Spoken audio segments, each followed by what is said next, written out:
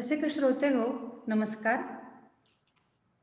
साप्ताहिक जनमंगलच्या या वेब पेजवर आम्ही आपणा सर्वांचे सहर्ष स्वागत करतोय.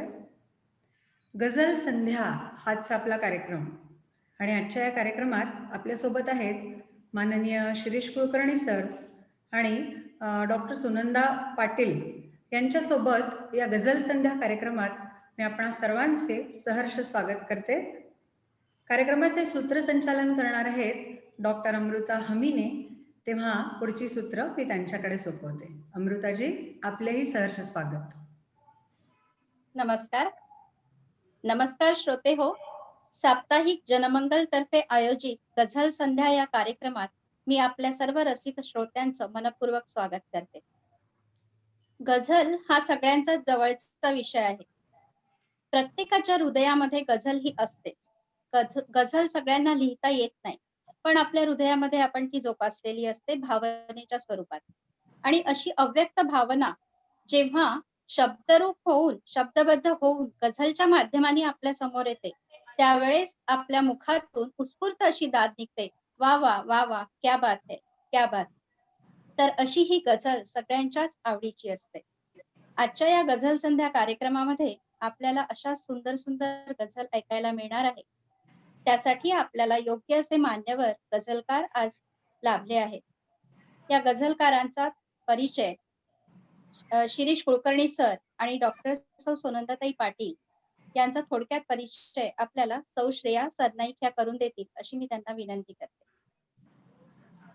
श्रेया. धन्यवाद अमृता.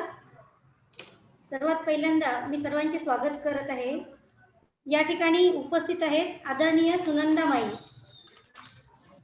प्राध्यापक सुनंदा पाटील या गझल नंदा या नावाने प्रसिद्ध आहेत. ठाण्याला त्यांची वास्तव्य असते आणि जवळपास 8 काव्यसंग्रह आणि 1 कादंबरी प्रसिद्ध आहे. त्यांच्या अनेक साहित्य कृतींना पुरस्कार मिळालेले आहेत. इतकंच नव्हे तर ख्यातनाम गायक सुरेशजी वाडकर यांच्या आवाजामध्ये त्यांच्या अनेक गझल गायल्या गेलेल्या आहेत. गझलनिष्ठ प्रतिष्ठान महाराष्ट्राच्या त्या संस्थापक अध्यक्ष आहेत. 1000हून अधिक कार्यक्रमांचे सूत्रसंचालन त्यांनी आतापर्यंत केलेले आहेत. आणि सगळ्यात मोठा परिचय म्हणजे आदरणीय सुरेश भटांच्या त्या मानसकन्या समजल्या जातात. खरं तर माईंचा खूप मोठा परिचय आहे, परंतु अगदी तो थोडक्यात मी या ठिकाणी करून दिलेला आहे. यानंतर आपल्या सोबत आहेत डॉक्टर अमृताजी हमीने, ज्या सूत्रसंचालन करत आहेत. अमृताजी या आयुर्वेदिक डॉक्टर असून योग प्रशिक्षक सुद्धा आहेत आणि पतंजली चिकित्सालयामध्ये 10 वर्षापासून आरोग्य सेवा देत आहेत. सध्या त्या पुणे येथे राहतात आणि त्यांना लिहिण्याची आणि वाचण्याची आवड असून त्या वृत्तबद्ध कविता सुद्धा करतात. त्याचबरोबर आपल्यासोबत आहेत आदरणीय श्री शिरीष कुलकर्णी सर. सजल किंवा शिरीष स्माईल या नावाने आपल्याला ते परिचित आहेत. काळजात चांदणे नि मोगऱ्यात दरवळणे ही टॅगलाईन असणाऱ्या सरांच्या शब्दामधून त्या भावना व्यक्त होतात. सरांची आतापर्यंत 23 पुस्तके प्रसिद्ध असून नुकतेच संत सम्राज्ञी मीरा आणि शब्दवीणा ही 2 पुस्तके प्रकाशित झालेली आहेत. इतकंच नव्हे तर गझल या विषयावरती सरांनी आतापर्यंत अनेक वेळा कार्यशाळा सुद्धा घेतल्या आहेत. तर मला वाटते आपण यानंतर आपला कार्यक्रम पुन्हा चालू करू शकतो. अमृताजी. कार्यक्रमाला आता आपण सुरुवात करूया. कार्यक्रमाच्या सुरुवातीला शिरीष कुलकर्णी सर यांच्याकडून आपल्याला एक गझल ऐकायला मिळेल, यासाठी मी सरांना इथे आमंत्रित करते.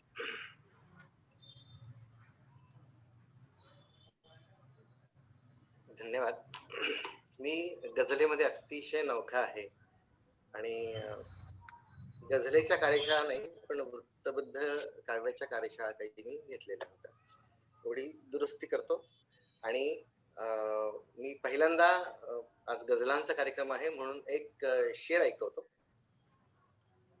जीवघेणी अक्षरे सांभाळते गझल, जीवघेणी अक्षरे सांभाळते गझल, वेदनांवर फार लवकर भाळते गझल. क्या बात है, क्या बात, क्या बात. गझलेची ओळख अशीच आहे. रोज येतो रोज नेतो थकत नाही, मृत्यूला माझी उधारी कळत नाही. लाखदा मी पाहिले माझ्या उशाला, चंद्र हा स्वप्नातला ढळत नाही.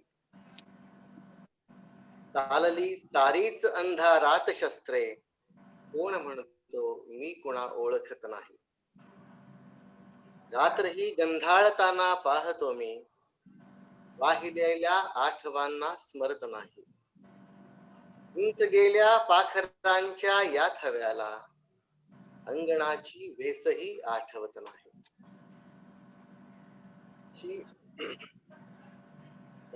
काय म्हणू, मुक्त गझल असं म्हणा फार तर याला तशी. सुंदर सुंदर रचना होती ही. गझल हे एक प्रेमकाव्य आहे आणि प्रेमकाव्याच्या स्वरूपातच गझल ही आपल्या समोर आलेली आहे आणि आजही ती त्याच स्वरूपामध्ये प्रचलित आहे. आणि वेदना हा तर गझलचा गाभा आहे, गझलचा पाया आहे. या वेदनांचा सोहळा गझलच्या मार्फत करायचा आणि चेहऱ्यावर मात्र हसरे भाव ठेवायचे, हा गझलचा एक कळस आपण म्हणू शकतो. इथे मला सुरेश कविवर्य गझलकार सुरेश भट यांच्या ओळी आठवल्या. इतकेच मला जाताना सरणावर कळले होते, इतकेच मला जाताना सरणावर कळले होते, मरणाने केली सुटका, जगण्याने छळले होते, जगण्याने छळले होते. या ओळीतून जरी आयुष्यात त्यांना इतके चटके सोसावे लागले होते, तरी त्यांनी मरणाचा मात्र इथे सोहळा केलेला आहे. तर असे परस्पर विरोधी भाव आपल्याला बरेचदा गझलमधून दिसायला येतात. तर सरांना, शिरीष सरांना मी विचारू इच्छिते की गझल म्हणजे नेमकं काय? गझल हा शब्द कसा प्रचलित झाला ते आम्हाला सांगा.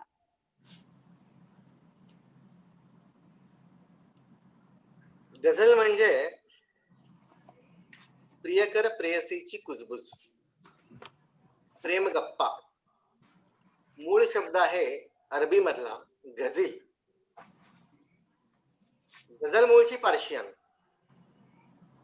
पण आपण पाहिलं तर समर्थ रामदास स्वामींसारख्या संत मंडळीने देखील शार्दूलवी क्रीडित किंवा गझलेमध्ये रचना केली.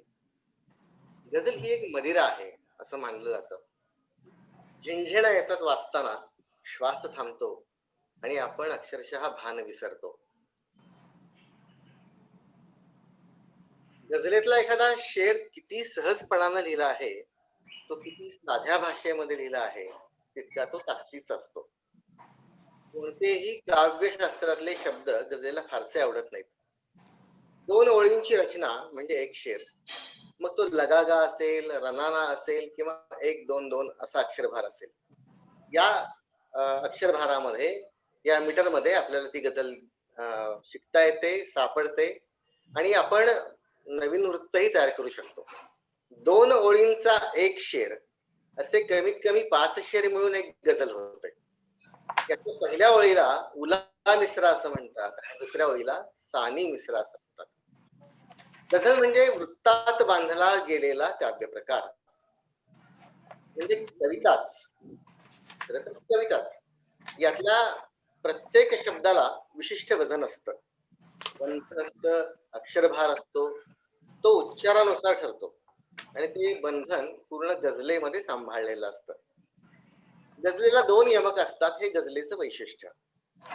त्यातल्या पहिल्या यमकाला काफिया असं म्हणतात. तर हा गझलेतला काफिया खूप महत्वाचा असतो आणि तो गझलेची शान असतो. काफिया चुकला की गझल चुकते, मग ती आता काफिया चुकला की ती मुक्त गझल होते. काफिया बदलत राहतो. काफिया एकच कधीही गझलेमध्ये घेता येत नाही, पण तो तितकाच समान असला पाहिजे, त्याचे उच्चार तसे असले पाहिजेत, सारखे असले पाहिजेत. अगदी अनुस्वार आला तरी सगळीकडे सारखा यायला पाहिजे, किंवा अक्षर किंवा शब्दभार, अलामत ही अतिशय समान असली पाहिजे. काफियानंतर येतो तो रदीफ. हा रदीफ एक किंवा अनेक शब्दांचा पण असतो. रदीफ कधी बदलत नाही. काफिया म्हणजे यमक आणि रदीफ म्हणजे अंतयमक, हे समजून घ्यायला सोपं. पूर्वी गझल ही फक्त प्रेमावर लिहिली जायची, पण आता या गझलेमध्ये सगळे विषय येतात. बहुतांशी नियम तसेच, काहीच बदललं नाहीये, पण आताची जी गझल आहे ना, ही आणखी सुरेख आहे. जेवढे जाचक बंधनं आजच्या गझलेला नाहीत, तरी पण ती सुंदर आहे. गझलेच्या पहिल्या शेराला मतला असं म्हणतात. म्हणजे आपण ऐकलं असेल की मतले का शेर पेश कर रहा हूं असं म्हणताच गझलेला ती सुरुवात होत असते. गझलेमध्ये एकच विषय असेल, एकच भावना असेल तर त्याला मुसलसल गझल असं म्हणतात किंवा रवानी गझल असं सुद्धा म्हणतात. गझलेचं वैशिष्ट्य काय तर त्यातला एखादा शेर जर आपण वेगळा काढून जरी ऐकवला तरीही त्यातली गंमत, नजाकत किंवा त्याचा परिणाम हा सारखाच असतो. एखादी गझल सुंदर आहे कसं ओळखायचं तर ती तेवढी भावते, ती थांबवते आपल्याला, एका शेरावरती ती थांबवते किंवा त्यातला एखादा शेर आपण वाचल्या तर बाकी सगळीकडे दुर्लक्ष होतं आणि त्या शेरावरती आपण थांबतो. निवडक शेर जर वेगळे करून वाचले आणि जर तो शेर तितक्या ताकदीचा असेल तर तो 2 ओळींचा शेर म्हणजे सुद्धा एक अख्खी कविता असते, अख्खा लेख असतो. किती बोलावं त्यावरती कमी असतं. शेरामध्ये 2च ओळींचा शेर त्याच्यामध्ये एक थोडासा धक्का पण असतो. या गझलेमध्ये रदीफ नसतो, त्याला गैररदीफ गझल असं म्हणतात, पण तरी त्यात आवश्यक त्या शब्दांचं वजन, काफिया म्हणजे एकसारखं असलं पाहिजे. गझलेत सांभाळण्याची गोष्ट आहे ती म्हणजे अलामत. गझलेचं आणि शृंगाराचं नातं खूप जवळच आहे, पण असं असलं तरी मराठी गझलेमध्ये खर तर जनक हे ज्ञानेश्वर किंवा संत रामदास स्वामी, अमृतराय यांच्या गझला किंवा मोरपंत यांना देखील छान गझल लिहिलेल्या आहेत. काय आणखी सांगू, पण गझलेच्या आकृतीबंधामध्ये मात्रावृत्त न पाहता, छंद न पाहता गझल लिहिता येणार नाही. गझल ही एक कसरतच असते एक प्रकारची.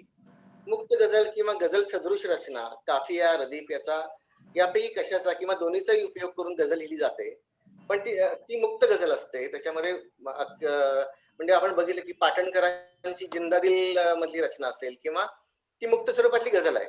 गझलेचा आकृतीबंध स्वीकारला, लय स्वीकारली, पण त्याच्यामध्ये मात्रेचा ह्रस्व, दीर्घ, उच्चार, अक्षरभार प्रत्येक अक्षरावर येतो तो, अशी बंधनं मात्र घेतली नाहीत आणि आपण जाणकार नसू तर ती आपल्याला गझलच वाटते. हिंदीतली गझल असते आणि मराठीत गझल असते असं. तर असं असलं तरी गझल ही पटकन समजते. जी समजत नाही ती फसलेली गझल म्हणूया आपण. पण म्हणजे गझलेमध्ये कोणतेही फारसे जड शब्द वापरत नाहीत, नवीन तयार केलेले शब्द नसतात जसे आपण कवितेमध्ये वापरतो, किंवा पूर्ण काव्यात्मक भाषा गझलेमध्ये वापरली जात नाही. गझलेचा शेर सांगितला आणि अर्थ कळला नाही तर मात्र ती सर्व दृष्टीने रसिकांना न समजणारी गझल ही फसलेली गझल समजावं असं म्हणतात. म्हणजे गझल ही प्रियकर प्रेयसींनी गप्पा मारतायत आणि त्यांचं बोलणं तिसऱ्याला ऐकू येत नाही अशी कुजबुज आहे. तर एकमेकांना ते जे बोलतात ते समजतं, तितक्याच सहजपणानं ते रसिकांना पण समजावं म्हणून भाषेचा उपयोग हा गझलेमध्ये सोपा असतो. म्हणजे एक हे सांगतो की छान ओळी ऐकल्या पण भाव काही समजला नाही, खूप लिहिले मी असे की अर्थ कोणाला उमगला नाही, असं नको व्हायला. आपण शब्दांचा खूप गोंधळ घालतो आणि मग एकदा घातलेला गोंधळ कुठेतरी आपण पुढे तसाच नेतो. म्हणजे आपण बघितलं की सनम हा शब्द काय तर पाषाणाच्या सुंदर दगडी मूर्तीला आपण सनम असं म्हणतो. त्या मूर्तीला हृदय नाही पण सौंदर्य आहे आणि आपण सर्रास तो शब्द प्रेयसी अर्थाने वापरू लागलो किंवा तो रूढही झाला, त्यानंतर त्या शब्दाचे अर्थही बदलले. अशा गमती गझलेमध्ये होऊ नयेत हे पाळतात मोठे मोठे गझलकार. माई जास्त छान सांगतील आपल्याला, पण त्या मराठी गझलेत त्याचा अशा शब्दांचा उपयोग होणार नाही याची काळजी म्हणजे घ्यायला पाहिजे. म्हणजे गजाल हा शब्द खरा बरोबर. गजाल म्हणजे हरिण. हे हरिण म्हणजे अशी कल्पना आहे, ती खूप चांगली कल्पना आहे, ती सुंदर कल्पना आहे की हे हरिण पारध्याला पाहिल्यानंतर स्वतःचा जीव वाचवण्यासाठी एका वेगवान लयीत धावतोय. मागून येणारा बाण समोर म्हणजे मृत्यू उभा आहे त्याच्या, आणि हा मृत्यू समोर दिसत असताना त्याची जी जीव वाचवण्याची धडपड आणि श्वास रोखून धरायला लावणारा समोर मृत्यू असताना पारध्यानं बाण रोखला असताना हरणाच्या डोळ्यात जी दिसते ना ती गझल. या गझलेमध्ये हरणाच्या धावण्यात एक जी सौंदर्य आहे, एक सौंदर्यच म्हणूया आपण त्याला, वेग आहे, लालित्य आहे, चपळाई आहे, सहजता आहे आणि वेगाशी समरस होत असताना त्यानं मारलेल्या उड्या आहेत. या लांबलचक उड्या गझलेमध्ये पण दिसतात असं म्हणतात. गझलेच्या शेराला सहज उद्गाराचं स्वरूप आहे. आह असा उच्चार आहे, ओ असा उच्चार जो आहे आपला तसा उच्चार असतो. म्हणजे एका क्षणाला त्या हरणाला काटेरी फांदी टोचलेली आहे, ओरबडलेली आहे आणि मात्र त्याच्या वेगावरती त्याचा परिणाम होत नाही, पण उद्गार तो निघतो. वेग मंदावत नाही, लय बिघडत नाही आणि म्हणून असं शेराचं वैशिष्ट्य असतं ते दिसतं. म्हणजे त्याचं जे वर्णन जे केलंय ना ते किती खूप विचारपूर्वक केलंय ते पहा. गझलेला प्रेयसी परमेश्वराप्रमाणे वाटते आणि म्हणून गझलेमध्ये एक पावित्र्य आहे, शुद्धता आहे. गझलेला कधी वासनेचा स्पर्श नाही. तर वासनेचा स्पर्श झालेला गझल नाहीत असं नाहीये, पण त्या निकृष्ट गझल मानल्या जातात. गझल ही परमेश्वरासाठी लिहिली जाते, म्हणजे परमेश्वरासाठी सुद्धा लिहिली जाते किंवा परमेश्वरासाठी किंवा प्रेयसीसाठी लिहिली जाते. आपण आजची बदलणारी गझल बघितली तर ती खूप वेगळी आहे, ती सगळ्या विषयांना स्पर्श करते आणि म्हणून आजचं स्वरूप गझलेचं हे खूप छान आहे. गझल उर्दूनं मोठी केली, पण गझलेचा जेव्हा जन्म झाला तेव्हा उर्दू भाषेचा जन्म झालेला नव्हता. पर्शियन भाषा जी आहे त्या पर्शियन भाषेतल्या गझलकारांनी एका ती पहिली गझल लिहिली. हा कालखंड इसवी सन 880 सालाचा आहे. रेखता आपण म्हणतो ना, रेखता म्हणजे उर्दू. पर्शियन भाषेमध्ये गझल म्हणजे प्रेयसीच्या बाबतीमधलं बोलणं किंवा प्रेयसीच्या कानामध्ये कुजबुजणं अशा अर्थाचा तो हे आहे. त्यातही सौंदर्य उपासना आहे, रसिकता आहे, त्याच्यामध्ये असंख्य असे रंग आहेत. ही पर्शियन गझल धर्मप्रचारकांच्या बरोबर आपल्या भारतामध्ये आली. अमीर खुसरो किंवा त्यानंतरची ही जवळपास 400 वर्षानंतर म्हणजे 1700 सालातली वगैरे ती गझल आहे. उर्दू शब्द उर्दूचा अर्थ सुद्धा असं सैनिकांची छावणी आहे आणि सैनिकांच्या छावणीमध्ये जसं उर्दू भाषा जन्माला आली तसे गझलही तिथं बहरली असं मानलं जातं. तर मी खूप काही, पण मीर तकी मीर किंवा गालिब, बहादूर शाह जफर, नंतर पुढच्या पिढीमध्ये आला तो जिगर मुरादाबादी, असे गझलकार होते. आता महिला पण गझल लिहितात. परवीन शाकीर सारख्या खूप मोठी नावं गझलेमध्ये आलेली आहेत. पण आता आपल्या पिढीला माहित असलेली अहमद फराज, फैज अहमद फैज, कतील शिफाई अशी कितीतरी नावं मोठी आहेत वाचणार म्हणजे आपल्या माहित असलेली. गझलेला शीर्षक देत नाहीत, हे एक सांगायचं राहिलं. गझलेला शीर्षक देण्याची प्रथा नाही, कारण गझलेतला प्रत्येक शेर हा स्वतंत्र असतो म्हणून देत नाहीत. पण अलीकडे पहा, गझलेला शीर्षक पण दिलं जातं आणि हा बदल एवढा बदल आहे तो आपण स्वीकारायला हवा. गझलेच्या 2 ओळींमध्ये विरोधाभास असतो. त्याच्या कारणानं गझल अतिशय श्रीमंत झाली, नावारूपार आली. एक छोटासा धक्का बसतो, एक नकळत उद्गार, सहजोद्गार बाहेर पडतो आणि गझलेची नजाकत आणि ताकद ही श्रेष्ठ असल्यानं गझल देखील श्रेष्ठ होते. एकदा जर कधी गझलेकडे वळला तर मग गझल तिला अशी घट्ट पकडून ठेवते की तो कविता करत नाही असं. तर गझलेचा विषय कितीही सांगता येईल, खूप बोलता येईल असं आहे. खूप सुंदर सर, खूप छान माहिती दिली तुम्ही आम्हाला गझल बद्दल, गझलचा इतिहासाबद्दल. गझल ही फार प्राचीन आहे. फारसी भाषेमधून ती मराठी भाषेत आली आहे. माधव जुलियन यांचा याच्यामध्ये फार मोठा वाटा आहे. हा सगळा इतिहास तुम्ही आम्हाला सांगितल्याबद्दल खूप आभारी आहे तुमचे. गझल तंत्राबद्दल सुद्धा तुम्ही बरीच माहिती दिली. आता मी सुनंदाताई पाटील यांच्याकडे येते.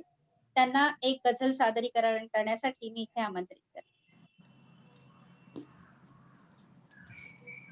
नमस्कार श्रोते हो, आणि धन्यवाद शिरीष सर, खूप छान माहिती तुम्ही दिली.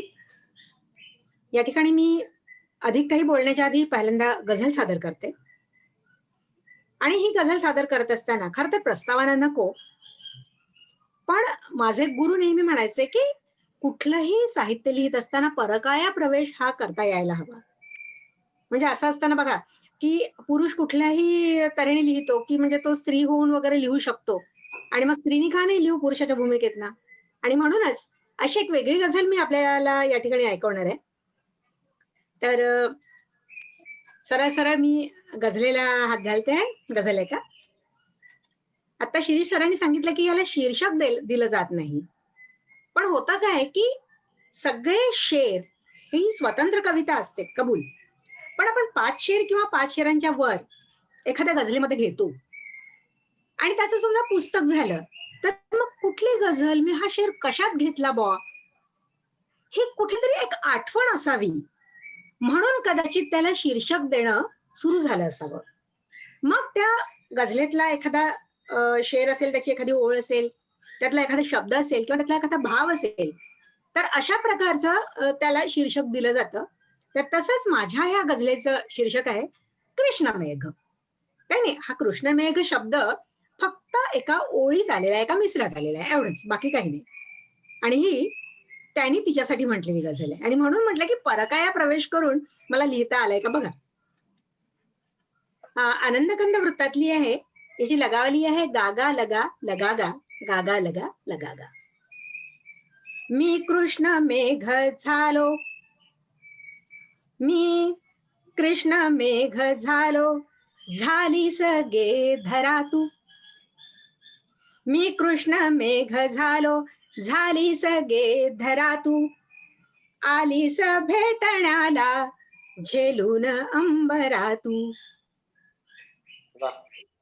नाही कधीच केले ताळे जगावयाचे, नाही कधीच केले ताळे जगावयाचे, नाही कधीच केले ताळे जगावयाचे.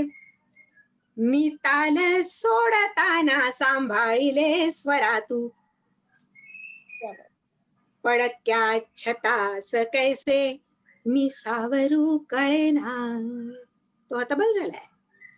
पडक्या छतास कैसे मी सावरू कळेना, पडक्या छतास कैसे मी सावरू कळेना. धरता करांगुलीने झालीस आसरा तू. पुढला शेर आहे का?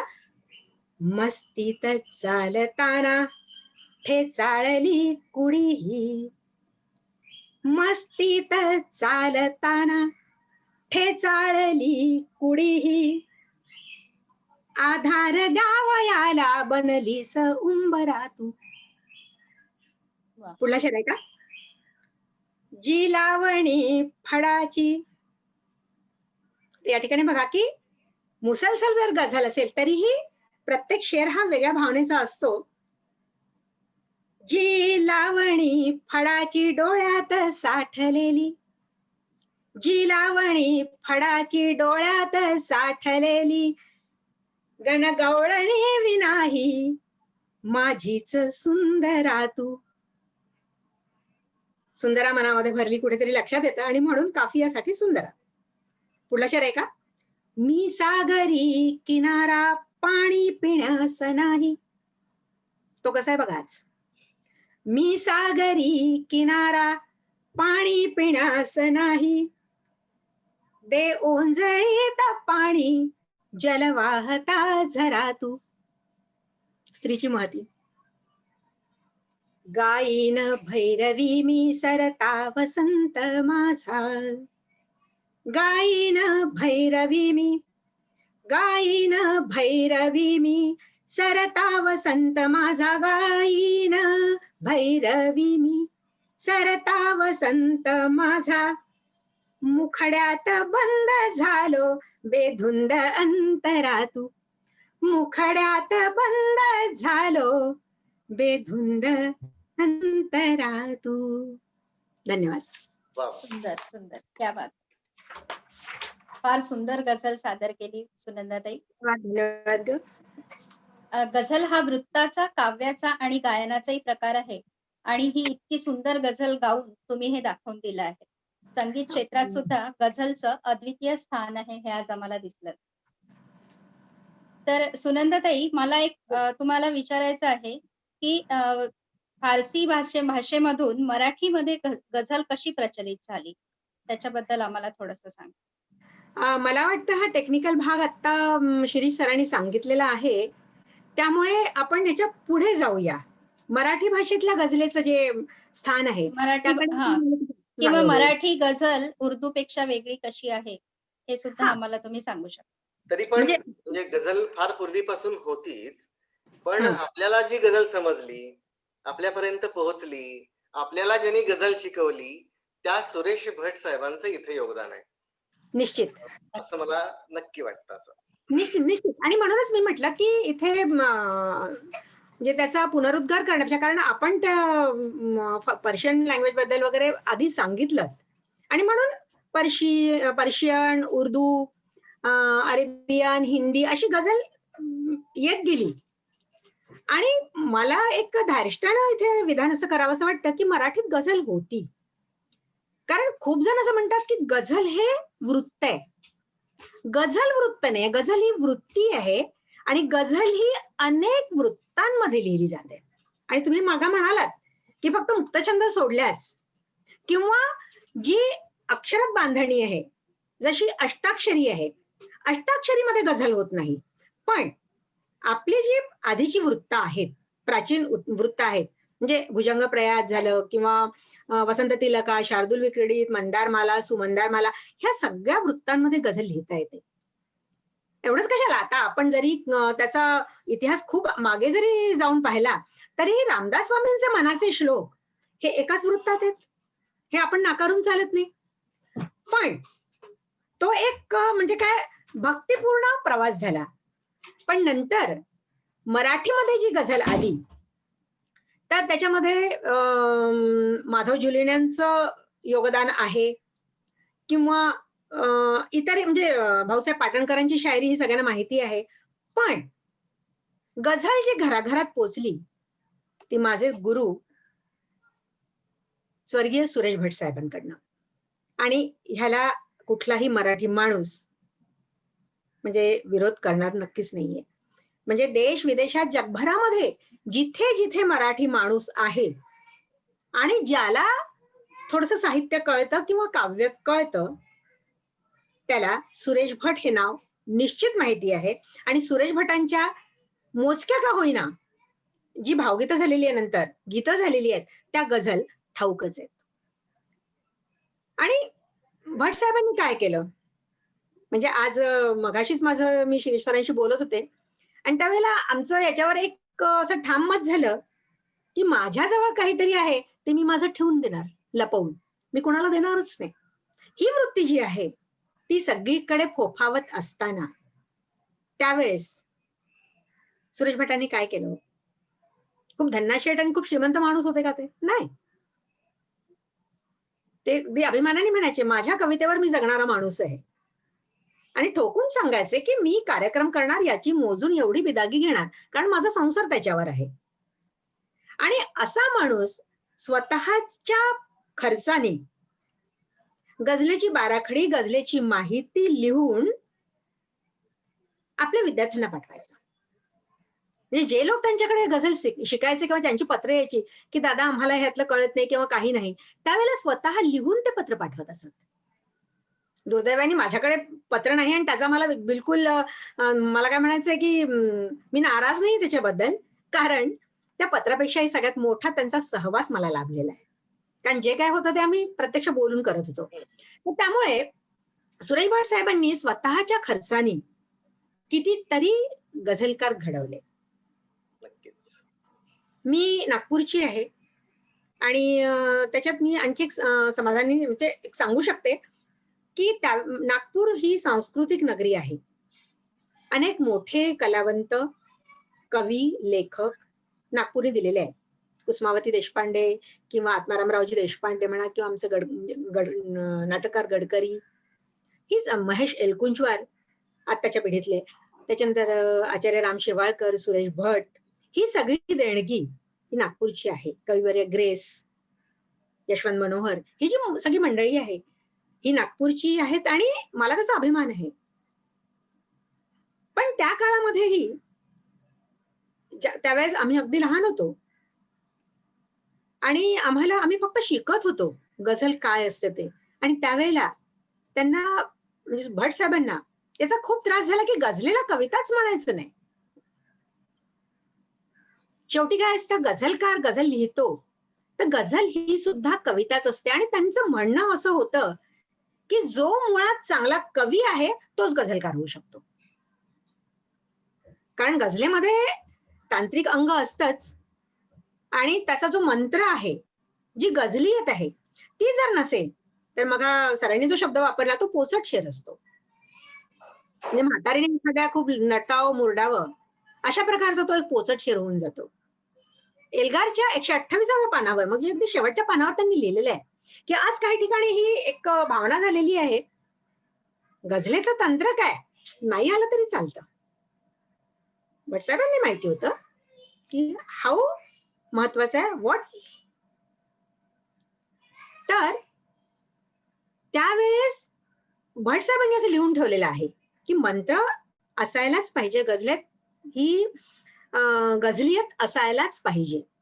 पण त्यांनी असं म्हटलेलं आहे, उत्तम लिहिण्यासाठी हाऊ पेक्षा व्हॉट महत्वाचं असतं.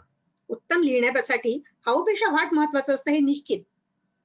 तंत्रापेक्षा मंत्र महत्वाचा, पण आधी साधना करून तंत्रावर ताबा मिळवल्याशिवाय, यशस्वी तांत्रिक झाल्याशिवाय मंत्र कसा बरं येणार.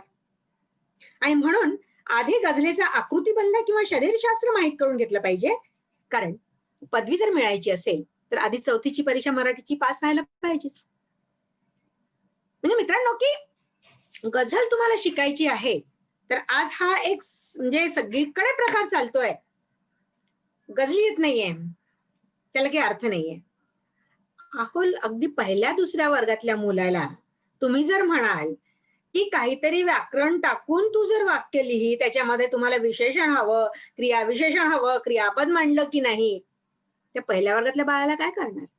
त्या पहिल्या वर्गातल्या बाळाला पहिल्यांदा मराठीची 12 आखडी किंवा इंग्लिशची जी काही असेल ती 12 आखडी देणं आवश्यक आहे. आणि म्हणूनच भट साहेबांनी गझलेची 12 आखडी दिली. गझलेचं गझल तंत्र किंवा गझलियत नाही दिली. सगळ्यात आधी दिली गझलेची 12 आखडी.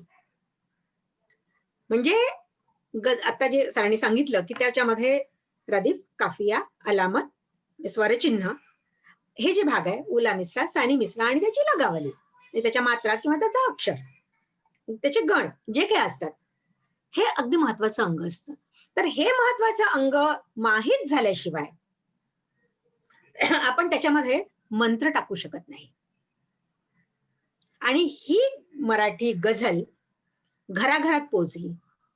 त्यांचा सहवास लाभल्यामुळे मी तुम्हाला एक महत्वाची गोष्ट या ठिकाणी सांगते की दिवाणखान्यामध्ये लोडाला टेकून एखाद्या माणसाने माझी गझल वाचली नाही तरीही मला आवडेल. हे माझे नाही, भटसाहेबांचे शब्द आहेत. लोडाला टेकून एखाद्या माणसाने माझी गझल वाचली नाही तरी चालेल, पण जेव्हा एखाद्या पानाच्या टपरीवर माणूस म्हणतो, तरुण आहे रात्र अजूनही राजसा निजला सकारे, दादा काय गझल आहे हो तुमची, त्यावेळेला मला जास्त आनंद होतो. म्हणजे आम्ही हे अनुभवलंय की आम्ही ज्या वेळेला तिथे त्यांच्याकडे जायचो त्यावेळेला असं अगदी घरगुती वातावरण असायचं आणि त्या घरगुती वातावरणात कित्येक शेर, कित्येक गझला आम्ही ऐकलेले आहेत. आणि ज्यावेळेला ती आपसूक दाद निघायची त्यावेळेला ते म्हणायचे, हा माझा परिवार आहे. कारण त्यांनी म्हटलं, मी अगदी एक उल्लेख केला होता की गझलेला म्हणजे गझलकाराला कवी म्हणायचा नाही, गझलेला कविता म्हणायची नाही. या सगळ्या गोतावळ्यामध्ये सुरेश भट होते. म्हणजे एकखांबी तंबू होऊन त्यांनी गझल पुढे आणली. आणि त्यावेळेस त्यांनी म्हटलं होतं, जमणारच नव्हते माझे येणाऱ्या माझ्या या चोर पिढीशी. त्यांना माहिती होतं गझल काय असते की तुमच्या सभोवताल जे घडत असतं तेच सगळं तुमच्या साहित्यात येतं, तेच तुमच्या गझलेत येतं. त्यांचा हा शेर बघा. जमणारच नव्हते माझे माझ्या या चोर पिढीशी, मी येणाऱ्या काळाची अनमोल अनामत होतो. म्हणजे ज्यावेळेस अगदी बोटावर मोजण्या इतके लोक गझल लिहित होते, आज मी अगदी अभिमानाने सांगते की आज ही नवीन पिढी अतिशय सुंदर, अतिशय गझलियत पूर्ण अशी गझल लिहिते आहे, तंत्र सांभाळून आणि त्याचा मंत्रही सांभाळून. ही मराठीला जी देणगी दिलेली आहे ती फक्त आणि फक्त सुरेश भटांची. वा. आणखी पुढे काही? सुंदर बोलल्यात आई तुम्ही. गझल ही हाडामासाच्या माणसाचं काव्य आहे असं म्हटलं जातं. कारण निश्चित. गझलचा जो आशय असतो तो प्रत्येकाने अनुभवलेला असतो. जसं प्रेम आहे, वेदना आहे, सामाजिक आक्रोश आहे, या सगळ्या भावना गझलच्या माध्यमातून प्रभावीपणे मांडल्या गेलेल्या आहेत. त्यामुळे गझल ही हाडामासाच्या माणसाचं काव्य अशी समजल्या जाते. आणि म्हणूनच जेव्हा ती गझल सादर होते तेव्हा सर्वसामान्य श्रोत्यांच्या तोंडून उत्स्फूर्तपणे दाद निघते.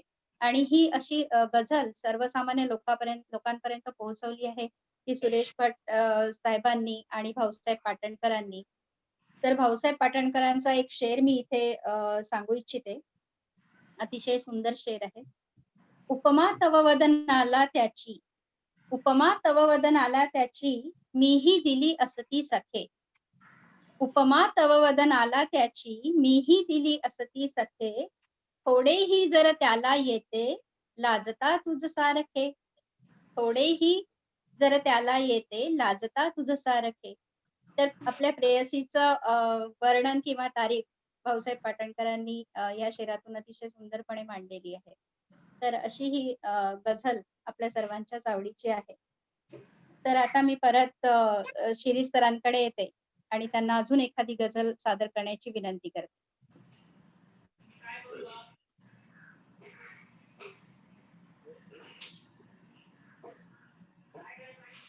गझलेमध्ये ना म्हणजे गझल ही मूलतः आपण वाचतो ती शब्दातली, पण गझल निर्माण होण्याआधीची जी गझल आहे ती चेहऱ्यावर दिसते, डोळ्यात दिसते, पावसात दिसते, अशी ती गझल असते. नक्की नक्कीच. हा म्हणजे त्याची जेवढी व्याख्या खूप मोठी आहे त्याची, आणि ते जाणू शकतो कवी.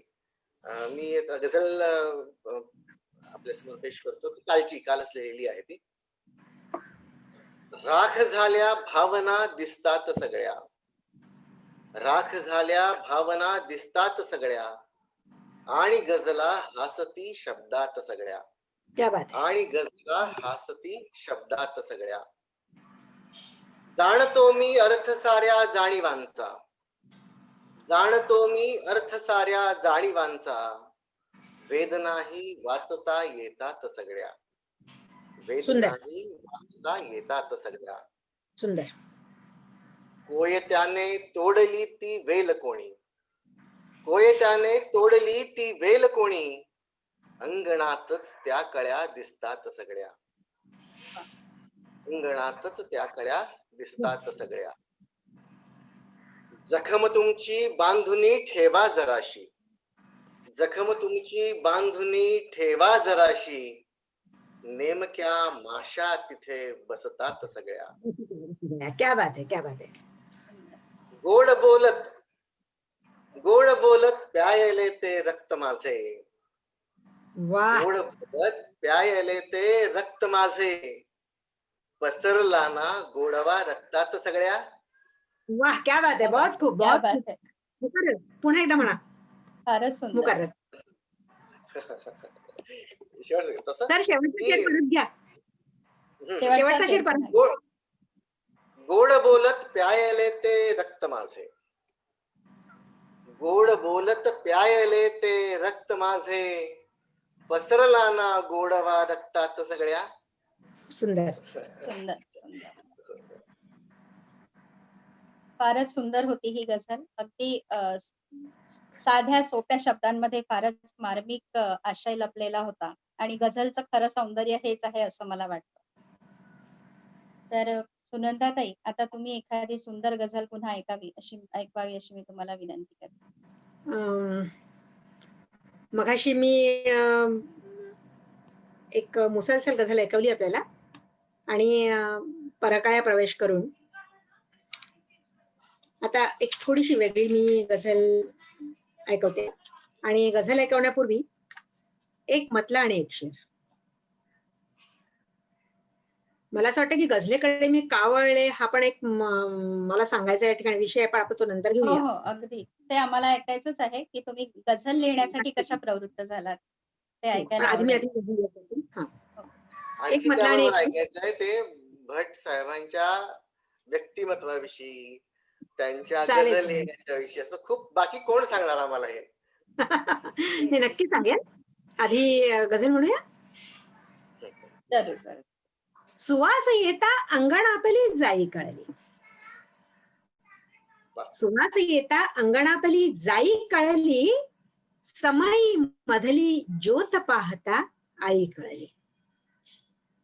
वा सुवास येता अंगणातली जाई कळली, समई मधली ज्योत पाहता आई कळली. आई म्हणते बरेच झाले मुलगी झाली. आई म्हणते बरेच झाले मुलगी झाली, तिच्या पित्याला किमान आता बाई कळली. विशेष न सांगता ह्या शेरामधून खूप काही सांगितलं जातं. ती गझल. अगदी. बाळा गप्प रा बेटा. माझी गझल ऐका. श्रावणी धारात मीही सोसला आहे उन्हाळा. श्रावणी धारात मीही सोसला आहे उन्हाळा, भाळ झाले पांढरे डोळ्यात उरला पावसाळा. वा श्रावणी धारात मीही सोसला आहे उन्हाळा, भाळ झाले पांढरे डोळ्यात उरला पावसाळा. दुसरा शेर आहे का. लाभते पक्षास जोडी. तर यातला प्रत्येक शेर संलग्न आहे, प्रत्येक शेर स्वतंत्र कविता आहे. कसा तो बघा. लाभते पक्षास जोडी भेटतो प्राण्यास साथी. लाभते पक्षास जोडी भेटतो प्राण्यास साठी, एकटेपण शाप आहे जन्मस्त्रीचा का निराळा. त्याच्यानंतरचा आणखी एक शेर आहे का. ओंडक्यांनाही फुटावा केवढा हिरवा धुमारा. ओंडक्यांनाही फुटावा केवढा हिरवा धुमारा, एकट्या लतिकेस जेव्हा दाविती उसना जिव्हाळा. एकट्या लतिकेस जेव्हा दाविती उसना जिव्हाळा. पेटता अंगार गात्री विसरले बहरून येणे. पेटता अंगार गात्री विसरले बहरून येणे, गोठले अंगांग त्याला का म्हणू आता हिवाळा. आणि शेवटचा शेर आहे का. भंगल्या स्वप्ना सवे का मी उद्याचे स्वप्न पाहू. भंगल्या स्वप्ना सवे का मी उद्याचे स्वप्न पाहू, पाहते दिवसा उजेडी वासनेचा रंग काळा. पाहते दिवसा उजेडी वासनेचा रंग काळा. धन्यवाद. खूप प्रखरपणे तुम्ही यामध्ये आपले विचार मांडले आहेत ताई. स्त्रीला एकाकी आयुष्य जगणं आजही किती कठीण आहे हे या गझलमधून तुम्ही प्रभावीपणे मांडलं आहे. मग ती विधवा असो किंवा कुमारी असो. आज आपण इतके आधुनिक स्वतःला म्हणवतो तरी सुद्धा समाजामध्ये एकट्या स्त्रीला अनेक ठिकाणी वासनेचा बळी व्हावं लागतं आणि तिची अशी कुचंबणा होत असते, यासारखं दुर्दैव नाही. आणि हे सामाजिक हा एवढा मोठा प्रश्न गझलच्या माध्यमातून प्रभावीपणे मांडला, त्याबद्दल खूप तुमचं कौतुक वाटतं. आणि गझल हे माध्यमच असं आहे की तुम्हाला एखादी गोष्ट समाजात चांगली असो की वाईट असो, ती जर म्हणजे ती त्याच्यावर जर भाष्य करता आलं तर तो जो शेर जन्म घेतो तो सार्वकालिक शेर होतो. कळलं का. की सार्वकालिक म्हणजे तो कोणत्याही काळात असा नेऊन ठेवला, अरे हा शेर तर माझा आहे, हे जेव्हा श्रोत्याला वाटतं तेव्हा ती अस्सल गझल होते. आणि भटसाहेबांकडनं मी हेच शिकलो. सार्वकालिक शेर लिहा. शेर लिहायचे म्हणजे आज लिहिला आणि उद्या तो जुना झाला. म्हणजे आपण कसं कविता लिहितो की अमक्या या घटनेवर लिहितो, ती 4 दिवसांनी विसरून जातो किंवा नंतर तिचं काही महत्वच राहत नाही. पण गझलचे जे शेर असतात ना, आजही भटांचं कुठलंही पुस्तक काढलं आणि कुठलाही आपण शेर वाचला तर तो सार्वकालिक आपल्याला दिसतो. मगाशी तुझे म्हटलंस की इतकेच मला जाताना सरणावर कळले होते, मरणाने केली सुटका, जगण्याने छळले होते. सार्वकालिक शेर. सर्व काही. फार सुंदर. शिरीष सरांकडे पण पुन्हा येते मी. अजून एखादी गझल चांगली ऐकवली तर फार छान होईल. जरा वेगळ्या विषयाची घेतली तरी चालेल.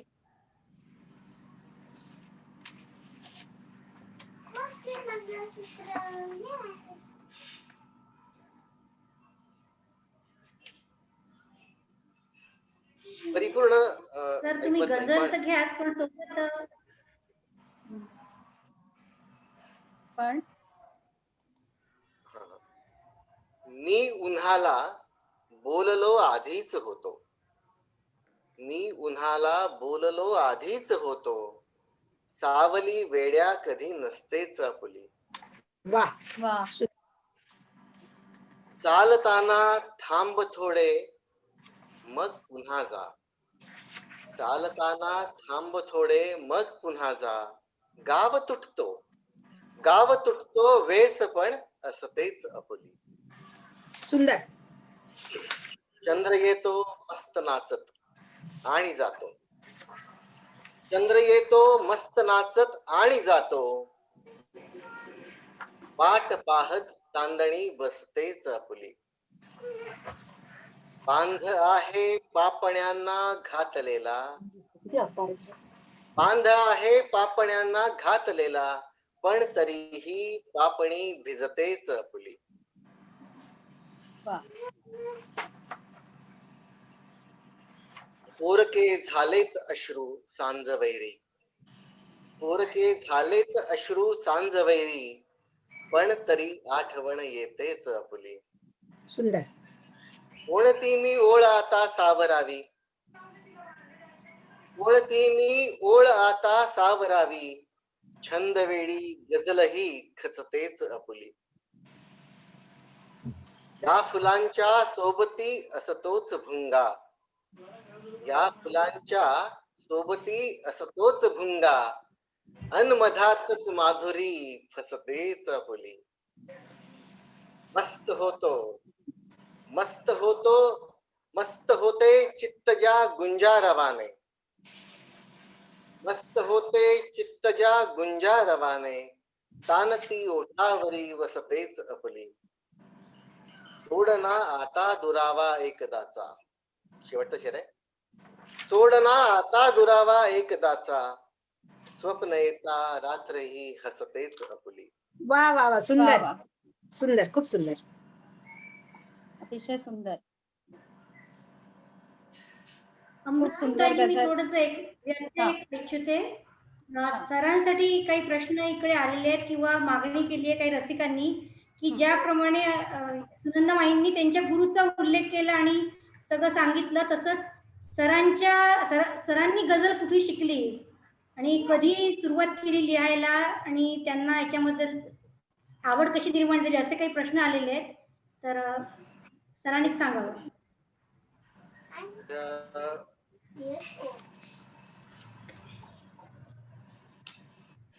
असं म्हणजे मला वृत्तबद्ध कविता समजायला लागल्या होत्या सुरुवातीला. माझ्या आईकडून मी थोड्याशा वृत्त सगळी मला आईकडून माझ्या समजली. पण तरीही गझल समजण्यासाठी भीमराव पांचाळे सरांचं एक शिबिर होतं. लहान होतो त्यावेळेला मी. त्यावेळेला त्यांच्या त्या शिबिरामध्ये मी गेलो होतो आणि तिथं मला गझल कळायला लागली थोडीफार. मला गझल कळते असं म्हणत नाही. म्हणजे गझलेमध्ये नेहमीच कायमच मी विद्यार्थी राहणार आहे आणि म्हणून म्हणजे गझल येते अशी मिजाज मी कधीही मिळवणार नाहीये. पण तरीही गझल जेवढी काही मला समजायला लागली ती भीमराव पांचाळे सरांच्यामुळं. बाकी आणखी पण नावं खूप आहेत. आपल्या सोबती असलेले खूप चांगले माझे गुरुतुल्य असे लोक आहेत. त्यांच्यामुळेही मला गझल वाचूनच जास्त शिकली. म्हणजे आजही मी गझल वाचतो ते दोन अर्थाने वाचतो. एक तर ती मला खूप आवडते म्हणून आणि त्यातून मला काही शिकता येतं. अशा दोन्ही अर्थाने मी ती वाचत असतो.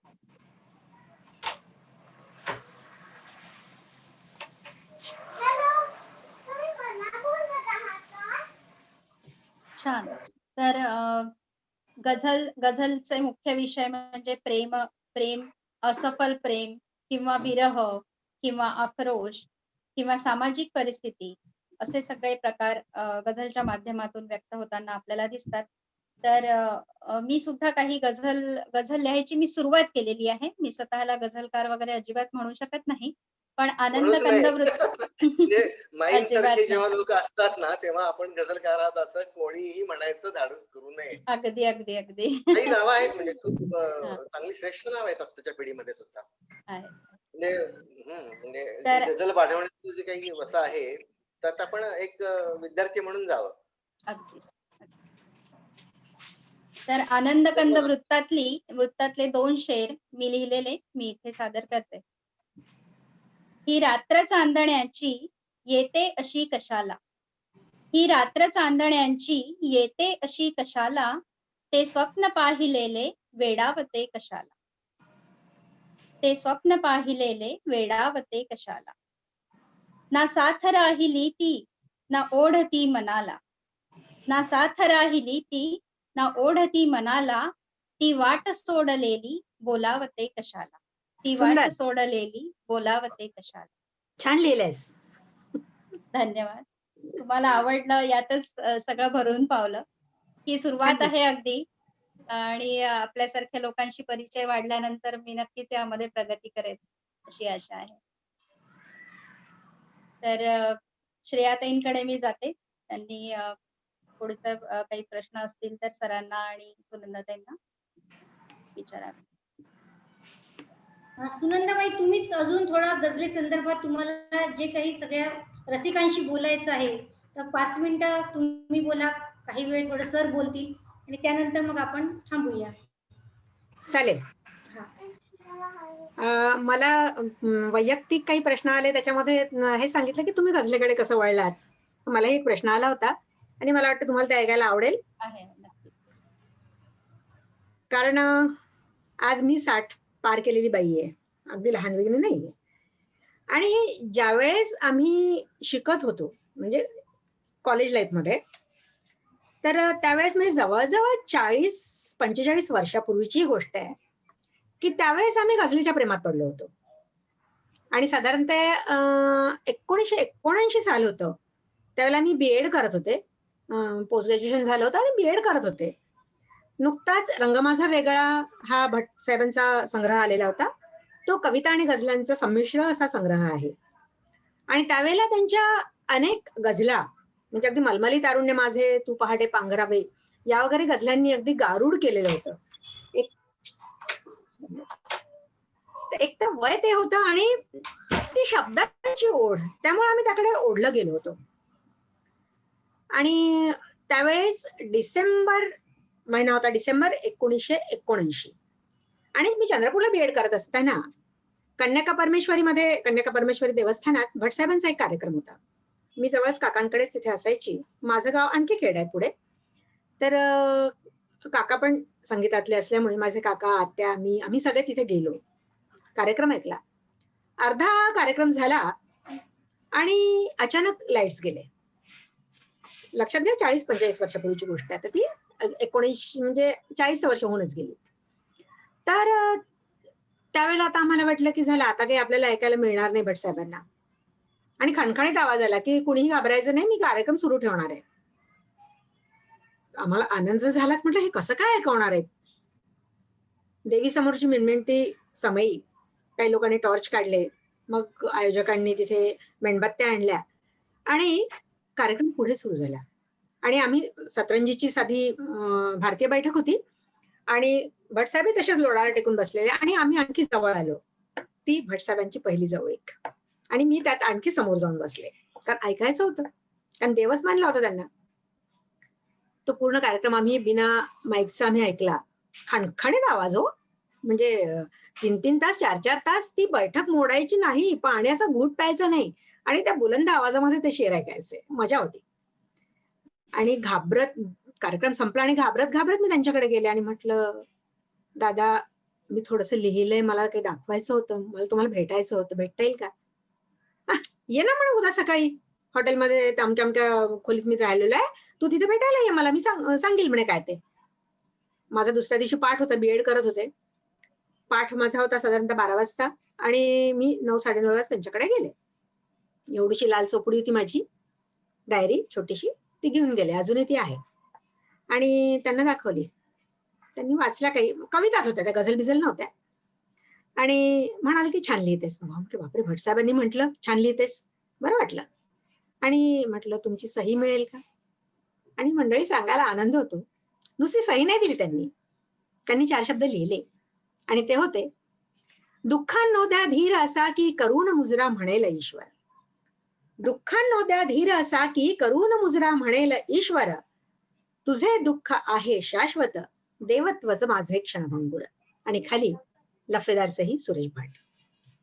ती माझी भटसाहेबांची खरी खुरी पहिली भेट.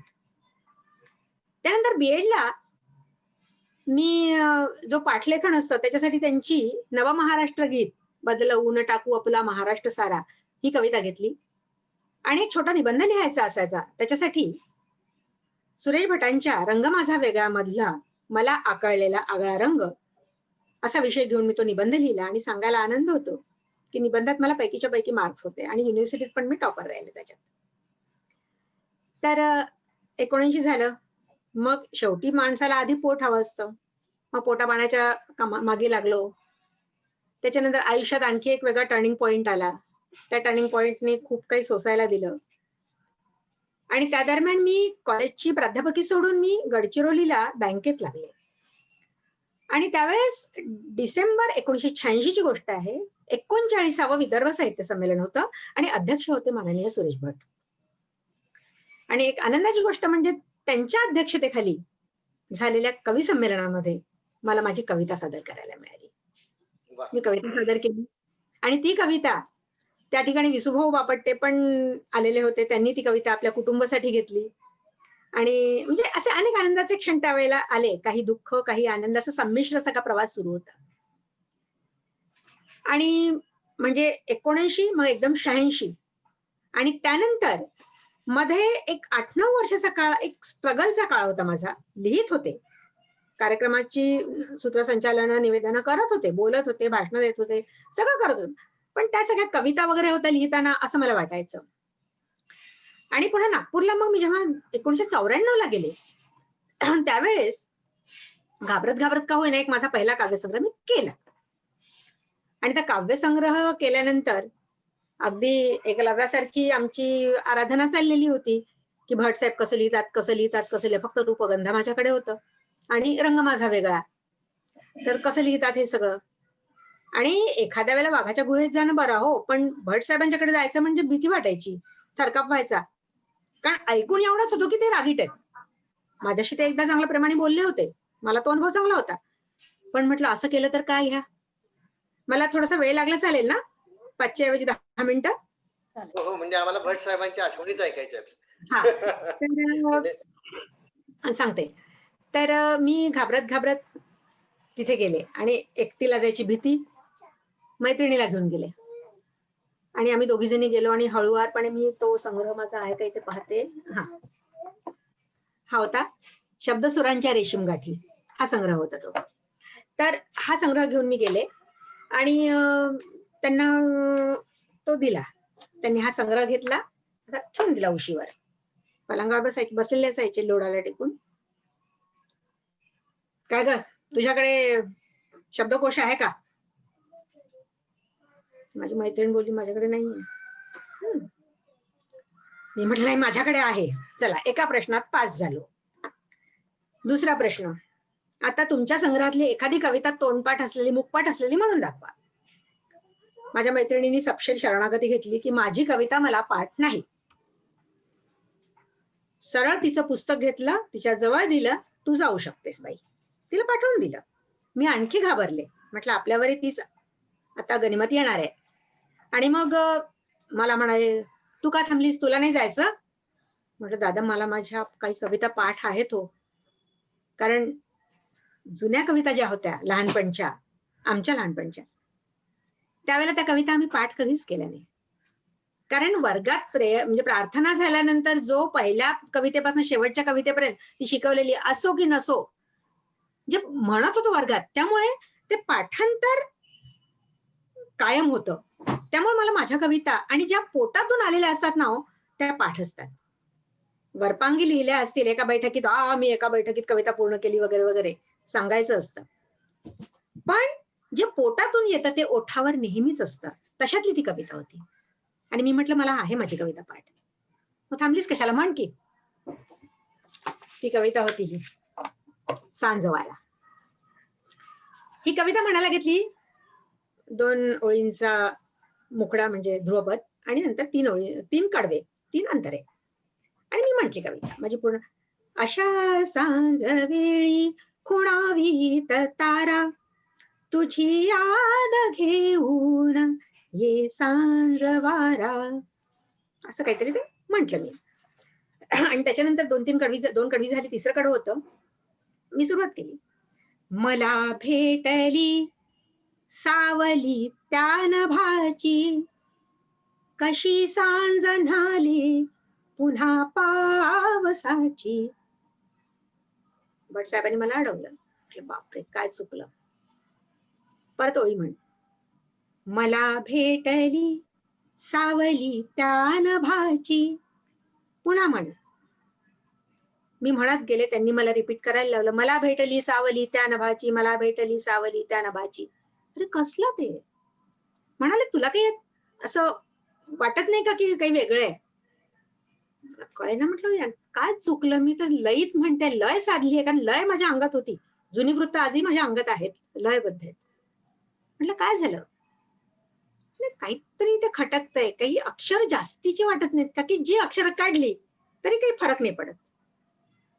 मला पाहिजे, भेटली पाहिजे, सावली पाहिजे त्या नभाची. आणि त्या शब्द मला म्हटलं दादा या ठिकाणी त्या नभाची तुम्हाला खटकलंय का. बरोबर आहे. आता मला सांग की त्या नभाची गाल गागा, याच्याऐवजी तुला ह्याच वजनाचा दुसरा शब्द माहितीये का. आणि तो जर असेल तर तो या ठिकाणी तू योजून दाखव जर तुला. तर म्हटलं बघते, जरा विचार केला. मला भेटली सावली अंबराची, क्या बात है. या ठिकाणी मित्र हो, त्या नभाची हा शब्द आहे. मला भेटली सावली त्या नभाची. आणि त्यानंतर अंबराची म्हटलं वाह क्या बात आहे. आणि हा माझा पहिला पुरस्कार. हा पहिला पुरस्कार मला मिळाला आणि म्हणजे मला काय बोलावं काही सुचेना. आणि ते म्हणाले अगं तुझं गीत जे आहे ते भुजंग प्रयात मध्ये आहे, तू गझल लिहू शकतेस बाळा. तर मला सांगा, त्यांनी मला बाळा म्हणावं, त्यांनी मला भुजंग प्रयात मध्ये आहे तू गझल लिहू शकतेस हे म्हणावं. म्हटलं मी काही द्विपदी पण आहेत माझ्या, याच्यात बऱ्याच कविता आहेत माझ्या की ज्या गझलेच्या रचना आहेत, त्या मग त्यांना दाखवल्या. म्हणाले ते तू लिहू शकतेस, तुला काफिया रदीफ सगळं कळतं. मला हे माहित नव्हतं की त्याला रदीफ काफिया कशाला म्हणतात, पण हा अनुभव आला आणि नंतर मग कळलं की मी लिहू शकते. एक आत्मविश्वास आला. त्याच क्षणी मी त्यांना नमस्कार केला. म्हटलं गुरु. ते म्हणाले मी शिकवणार नाही. दुसरा आघात, मी शिकवणार नाही म्हणजे काय. मग जरा लाडीकपणा घेतला. अहो म्हटलं तुम्ही आता म्हणालात ना मी गझल म्हणजे लिहू शकते, मग मला शिकवा ना थोडस. अगं गझल तुझ्यात आहे, फक्त जे नको आहे ना ते मी काढणार आहे. मूर्तिकार काय करतो, त्याला दगडात मूर्ती दिसते, आम्ही दगड होतो, मी दगड होते. त्यांना माझ्यात काहीतरी दिसलं की हिच्यातलं काहीतरी वेडावाकडं काढलं की ही चांगली गझल लिहू शकते. आणि तेवढंच त्यांनी केलं. पुष्पाताईंना त्यांनी सांगितलं अगं पोरगी चांगली गझल लिहू लागलीये, तिला हातावर काहीतरी गोड घाल. त्यांनी 4 चिरंजीचे दाणे मला दिले. तो प्रसाद घेतला आणि मी गझल लिहायला मग पुढे सुरुवात केली. आणि त्यानंतर रात्री 10, 11, 12, 1, 2 केव्हाही मला ते फोन करायचे की सुनंदा आज मी अमकं अमकं लिहिलंय, तू काय लिहिलंस ऐकव बरं. ते काय असं माहितीये का की माणूस गेल्यानंतर त्याची किंमत कळते हो. त्यावेळेला झोप मोठी प्रिय. आणि आम्ही म्हणायचो दादा किती झोपेतनं उठवलं होतं तुम्ही सांगा आता. घरचे फोन असायचे लँडलाईन, मग त्याच्यावर ते 2 मिनिटं, 5 मिनिटं, अर्धा तास बोलायचे. तोच एक विरंगुळा होता. पण त्याच्यातनं आम्ही काय शिकत होतो ते आम्हाला माहित. खूप आम्ही शिकलो. तर ते आम्ही शिकत गेलो. मग एक दिवस मलाही आलं, म्हटलं चला आता आपणही दादांना उठवूया. आणि एक दिवस रात्री मी असाच फोन केला. जवळजवळ 3-3:30 वाजले असतील. दादा मी काहीतरी लिहिले, मी तुम्हाला ऐकवते.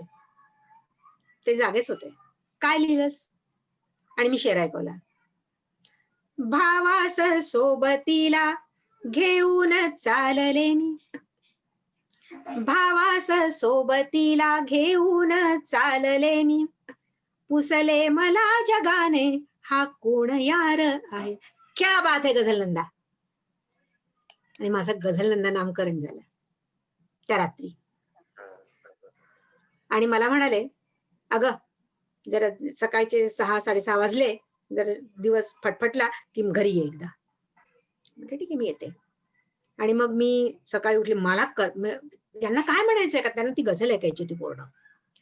आणि मी पण त्याच वेशात मस्तपैकी बाईक घेतली, त्यांच्याकडे गेले आणि म्हटलं दादा आपण मला बोलवलं ते वाटच बघत होते, आणि ती मला गझल म्हणून दाखव. आणि असताच सूर्य जाणे अंतिम सारा आहे, माझं नेमके कळाले अंधार फार आहे. ती गझल मी त्यांना पूर्ण म्हणून दाखवली. ती गझल म्हटली आणि त्यांनी मित्र हो एक अतिशय मोठा पुरस्कार मला दिला. चिरंजीव सौ सुनंदास, साशीर्वाद भेट, सुरेश भट, गुरुवार दिनांक 7 जून 2001. आणि अशी एक पुस्तक नाही, अशी त्यांची सगळी पुस्तकं, म्हणजे रूपगंधा आणि रंग माझा वेगळा सोडल्यास त्याच्यानंतरची सगळी पुस्तकं भट साहेबांनी मला दिली. अगदी झंझावात, सप्तरंग, सगळी पुस्तकं त्यांनी मला दिली. आणि हे जे पुरस्कार मला गझलेतले मिळाले, हे आजच्या कुठल्याही पुरस्कारांपेक्षा फार मोठे आहे. मग कुठलाही मुशायरा असेल ते बोलवायचे. अरे एकदम मजा झाली. मी कविता पण लिहित होते आणि मी एक कविता अशीच लिहिली, एका कार्यक्रमात सादर केली, स्पर्धा होती. नशिबाने पहिलं बक्षीस मिळालं मला. रात्री 11 वाजता फोन. अरे म्हणे तू आज काय केलंस? म्हटलं काय केलं? नाही तुझा एक पंखा इथे बसलाय. म्हटलं पंखा? अगं म्हणे तुझा फॅन बसलाय. म्हटलं माझाही कोणी फॅन आहे, त्यावेळेला मीच कोणाची तरी फॅन, आणि माझा कोण फॅन असणार आहे? अगं म्हणे तू काहीतरी कविता म्हटलीस ना आज. हा म्हटलं हो. बक्षीसही मिळालं म्हणे. हो म्हटलं हो. ती कविता मला ऐकायची आहे, ये बरं. आणि दुसऱ्या दिवशी पुन्हा चांबड्याची कुलप ही कविता घेऊन त्यांच्याकडे हजर. 2000 सालची ती कविता. आज त्याला 20 वर्ष होऊन गेली, पण ती अगदी चिरतरुण कविता आहे. मगाशी म्हटलं सार्वकालिक शेर किंवा सार्वकालिक कविता, त्यातली चांबड्याची कुलप, त्या कवितेने अगदी इतिहास घडवला होता की एकाच वर्षी त्या कवितेला जवळजवळ 12 ते 15 पुरस्कार मिळाले होते, एका कवितेला, संग्रहाला नाही. तर अशा प्रकारे ही जी भट साहेबांची आठवण आहे. त्यानंतर अनेक आठवणी आहेत. त्यांच्या कार्यक्रमांचं केलेलं सूत्रसंचालन असेल, किंवा त्यांच्या घरी झालेल्या भेटी असतील, अनेक दिग्गजांच्या झालेल्या भेटी असतील. आणि अगदी सगळ्यात शेवटची आठवण म्हणजे भट साहेब गेले तेव्हाची आठवण, की 2003 ला माझा संग्रह यायचा होता, माझा विचार आहे, आणि अचानक ते गेले. माझा संग्रह टाईप होऊन तयार होता, त्यांच्याकडे प्रस्तावना तयार होती भट साहेबांकडे, आणि ते प्रसाद देणारे हात निघून गेले होते. आणि मग गझला लिहित होते मी, पण त्याचा संग्रह नाही काढला. तो 2018 साली काढला पहिला संग्रह. कारण खूप छान लिहिलंच गझलनंदा म्हणणारे ओठही नव्हते, ते हातही नव्हते शाबासकी देणारे, ही त्यांची आठवण. पण त्यांनी जे दिलं, ती जी सावली दिली, आणि त्या ओळीची जे महत्व आहे, सावली अंबराची आमच्यासाठी फार मोठा आकाश आहे. आणि ते आकाश आम्हाला लाभलेलं असताना कावगा घेऊ पंख काजव्याचे, असं आमचं झालेलं आहे. आता काजव्याचे पंख घ्यायची काही गरज वाटत नाही.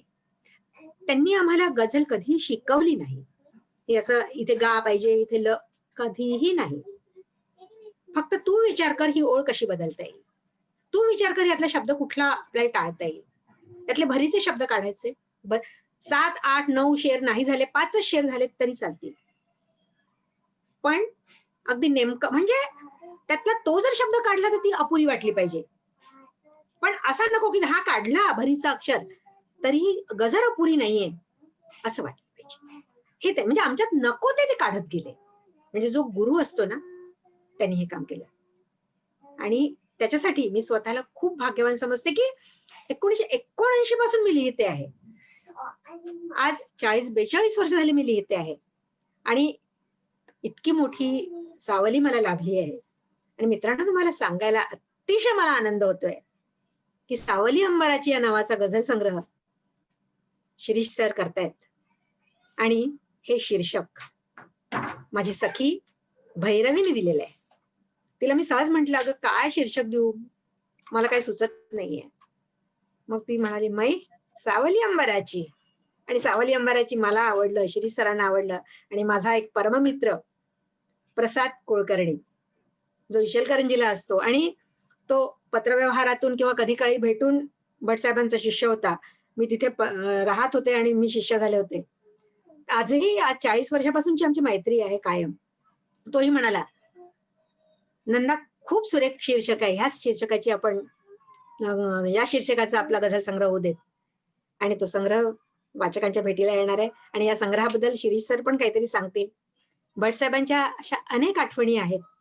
कदाचित आपण बोलत बसलो तर ही आजची रात्र पण पूर्ण आपल्याला अपुरी होईल, इतक्या त्या आठवणी आहेत. पण म्हणजे भटसाहेबांची भेट कशी झाली आणि ते मला गुरु म्हणून कसे लागले, हे ह्या एवढ्या माझ्या सांगण्यातनं आपल्याला कळेल असं वाटतं. कारण ते जे म्हणायचे की वेदनेतून गझल जन्मते. म्हणजे प्रियकर प्रेयसीचं हितगुज असतंच. म्हणजे मी सुद्धा ते शेर लिहिले नाही असं नाही. ते मला काही प्रेमाचं वावडं नाहीये, मी लिहिले. म्हणजे अगदी तुम्हाला उदाहरण द्यायचं झालं, मला सांगायचे होते तुला जे काल ओठानी, कसा ओठावरी लिहिला तराणा लाल ओठानी. मला सांगायचे होते तुला जे काल ओठांनी, कसा ओठावरी लिहिला तराणा लाल ओठांनी. अशी पण गझल माझी आहे. पण मी वेदनेत रमले. कदाचित मला गुरुही तसेच लाभले म्हणून असेल. आणि म्हणून मी असं सांगू शकते की 5 शेरांनी मला समृद्ध केले. 5 शेरांनी मला समृद्ध केले. फक्त जखमांचा जरा विस्तार झाला. फक्त जखमांचा जरा विस्तार झाला. वा वा, सुंदर. सुनंदाताई, तुमचा 5 शेरांनी ही जी गझल होते तर 5 वेळा तो गझलकार टाळ्या घेत असतो. असंही समृद्धता त्यापेक्षा जास्त करायची त्याला. नक्कीच सुनंदाताईंचा गझल प्रवास वर्णन अतिशय सुंदर झालं. कविवर्य सुरेश. ओके. हा, सुनंदाबाई, तुमच्या नवीन काव्यसंग्रहासाठी तुम्हाला खूप साऱ्या शुभेच्छा. आणि सावली अंबराची हे नाव भैरवीजींनी जे सुचवलं आहे आणि ते अशा प्रकारचे शीर्षक सुचवण्यात अतिशय एक्सपर्ट आहे. आणि भैरवी कथा संग्रह या वळणावर आणि सावली अंबराची ही दोन्ही शीर्षक तुझी आहेत. त्यामुळे ह्या पुस्तकांची आत्या म्हणून तुझा मान आहे. धन्यवाद. काव्य संग्रह किंवा गझल संग्रह निघावे त्यासाठी भैरवीताईकडे सगळी नावं तयार आहेत. आणि मी शेवटचे 2 प्रश्न सरांना विचारू इच्छिते, कारण आपली वेळ आता संपत आली आहे, की आजच्या पिढीतील आश्वासक गझलकार तुम्हाला कोण वाटतात आणि कोण कोण आवडतात, काही तुम्ही सांगू शकता का? खूप आहेत, खूप आहेत. पण खरं सांगू का, म्हणजे अगदी हा प्रश्न असा येईल असं मला वाटलं नव्हतं. पण मला या पिढीमध्ये ममता सिंधुताई खूप आवडतात. म्हणजे त्यांच्या गझल म्हणजे मी सतत न चुकता ऐकतो, श्रद्धापूर्वक वाचत असतो त्या. खूप आहेत. म्हणजे आता भट साहेबांनी जो वारसा दिला ना, तर तो इतका पोहोचलेला आहे. आणि भट साहेबांचे तो वारसा टिकवून पुढच्या पिढीला देणारे देखील सुरेश वैराळकर सर आहेत किंवा भीमराव पांचाळे सर आहेत. असे खूप जण आहेत की जे खरोखरी गझलेसाठी आपलं आयुष्य समर्पित करू इच्छितात. त्यामुळे काय होतं की ते नवीन नवीन गझलेमध्ये पण आता अलीकडे सातत्यानं नवीन प्रयोग सुरू आहेत. पण संगीता जोशी आहेत किंवा सदानंद डबीर आहेत, माई तर आपल्या समोरच आहेत. पण अलीकडं म्हणजे असं सगळी नावं मला समजणार नाहीत, पण सानिका दशसहस्त्र आहेत, राधिका फराटे आहेत किंवा जयदीप जोशी आहेत, वैभव जोशी आहेत, वैभव देशमुख आहेत, वैभव कुलकर्णी आहेत. अशी खूप नावं आहेत की ज्यांच्या गझल खरोखरी खूप सुंदर असतात. आणि त्या म्हणजे बरेच म्हणजे किमान एक 20 नावं मी आता मला या क्षणी आठवणं शक्य नाही किंवा मी घेत राहिलो तर शकते का यात जी काही नावं ऍड करायची आहेत तर एक नवीन एक आश्वस्त नाव आहे विजय वडवेराव. हा मुलगा फार सुरेख लिहितो, पुण्याचाच आहे, आता त्याचा एक संग्रह येतोय, फार सुरेख लिहितो आणि तो लिहितो, स्वतः संगीतबद्ध करतो आणि स्वतः गातो, गाऊन पूर्ण मैफिली जिंकतो. म्हणजे फार सुरेख गझल असतात त्याच्या. तर अगदी नवीन पिढीतला म्हणजे तो मुलगा मला वाटतं 30शीत वगैरे असेल, 30-35शीत, फारसा नाही. त्यानंतर डॉक्टर शिवाजी काळे म्हणून कर्जतचे नगरचे, त्याच्यानंतर भूषण कटककर याच्यासाठी फार काम करतायत आणि त्यानंतर सुप्रिया जाधव आहे आणि आमची हेमलता पाटील आहे, हेमलता पाटील आहे. त्याच्यानंतर डॉक्टर स्नेहल कुलकर्णी. कुलकर्णी लोकांनी फार उच्छाद मांडलाय हो, किती कुलकर्णी आहेत गझल क्षेत्रामध्ये, खूप म्हणजे कुलकर्णींनी अगदी काबीज केलंय सगळं गझलचं क्षेत्र. आणि त्यानंतर डॉक्टर अमिता गोसावी आहे, स्वाती यादव आहेत, त्याच्यानंतर आमचा निशांत पवार आहे. म्हणजे नावं घेतली तितकी कमी. अभि काळे आहे, भूषण अहिर आहे. ही जी आता नवीन पिढी आहे ना, ही अगदी एक आश्वस्त गझल देते आहे. तर आणि भूषणजीने तर फार सुंदर काम केलेलं आहे आणि गझलेसाठी काम करणारे लोक आहेत.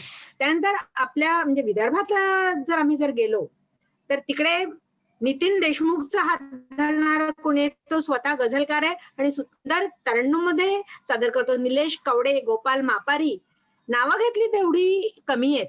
तर ही जी मंडळी लिहिली आहे, म्हणजे भटसर म्हणायचे त्याच्यामध्ये बरीच नाव आहेत, म्हणजे आपल्याच परिवारातले कितीतरी नाव आहेत. भटसाहेबांचा शेर होता. नाही, माझ्या पिढीच्या संगीता जोशी होत्या किंवा दीपमाला कुबडे होत्या, त्याच्यानंतर शोभा तेलंग होत्या, ह्या ज्या ज्योती बालिगा, ही माझ्या पिढीची सगळी म्हणजे स्त्री वर्ग. तर त्यावेळेला आम्ही हाताच्या बोटावर मोजण्या इतक्या 5-6 जणी होतो आणि त्यातही माध्यमं नव्हती आम्हाला, संसार मागे होते आणि त्यामुळे आजच्या सारखं की नवीन माध्यमांशी जुळवणूक झालेली नव्हती, नवीन माध्यमच नव्हती मुळात, घर संसार सोडता येत नसे, त्यामुळे आम्ही पोहोचलो नाही. पण आजच्या ह्या मुली, मी मुलीच म्हणेन की ह्या खूप लवकर सगळीकडे पोहोचतात आहेत. त्याच्यामध्ये अगदी स्नेहल कुलकर्णी काय लिहिते आहे, हेमलता पाटील फार सुरेख लिहिणारी जी मुलगी आहे. तर त्यावेळेला मला भटसाहेबांचा एक शेर आठवतो, जरी या वर्तमानाला कळेना आमुची भाषा, विजा घेऊन येणाऱ्या पिढ्यांशी बोलतो आम्ही. तर शिरीष सर, ही जी पिढी आहे नवीन, म्हणजे आज जी 50च्या आतली आहे, मी 50च्या वरचा आणि 50च्या आतला जर असा एक टप्पा केला तर वय वर्ष 50च्या आतली जी पिढी आहे ती फार सुरेख लिहिते. त्यातला एक शेर मी आमच्या शिवाजी काळेचा सांगेन. डॉक्टर शिवाजी काळे, तो म्हणतो की झोळीत तांदळाचे दिसले चुकार दाणे. आता मला सांगा किती साधं स्टेटमेंट आहे. उला मिश्रा, झोळीत तांदळाचे दिसले चुकार दाणे, ओटी भिकारणीची भरली कुणी असावी. म्हणजे ह्या माणसाला, म्हणजे सानी मिश्रामध्ये अशी एकदम जी कलाटणी असते ती की जबरदस्त कलाटणी घेतात. त्यामुळे शिवाजी काळे आजच्या पिढीचा एक दीपस्तंभ माणूस गझलीच्या क्षेत्रातला आहे, असं मी अगदी म्हणजे स्वाभिमानाने सांगू शकते. मी जरा इंटरप्ट केलं, सॉरी. आणि अजून 2 नावं मला सांगू इच्छिते मी, की जे आपल्या समूहामध्ये आपल्या नित्य संपर्कात असतात. उर्मिलाजी बांदिवडेकर आणि शरयूजी शहा. त्या आज उपस्थित राहू शकल्या नाही, त्या पण या ठिकाणी अपेक्षित होत्या. शेवटचा प्रश्न विचारते, त्यानंतर आपण थांबूया.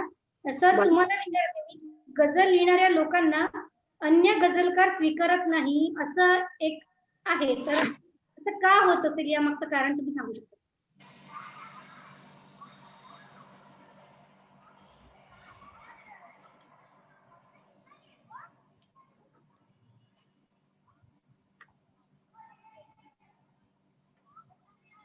आवाज येतोय सरांना?